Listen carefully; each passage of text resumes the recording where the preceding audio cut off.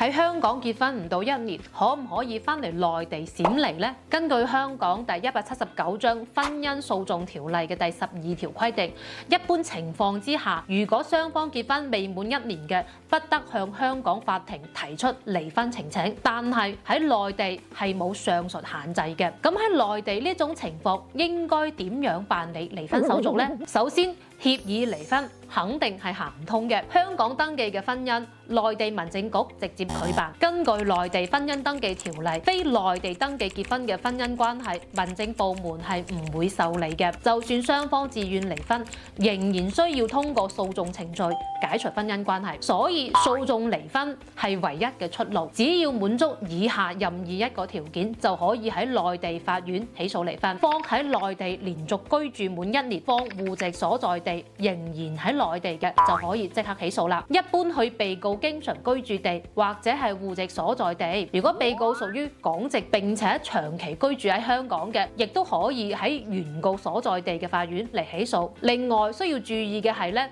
香港嘅結婚證需要經過香港律師嘅公證，並且加蓋轉遞章，否則會被法院視為無效材料。內地嘅法律係唔限結婚時長嘅，只要感情破裂證據充足，譬如你哋已經分居、有家暴、婚內與他人同居、重婚等等，就算結婚唔到1年，亦都可以判離。咁當然啦，如果雙方都同意離婚嘅，就算你哋啱結婚，你第2日都可以即刻去起訴離婚㗎。內地離婚訴訟一個流程咧，大概係2個月到6個月啦。當然，如果被告故意拖延訴訟嘅，建議採取公告送達嘅方式嚟推進程序啦。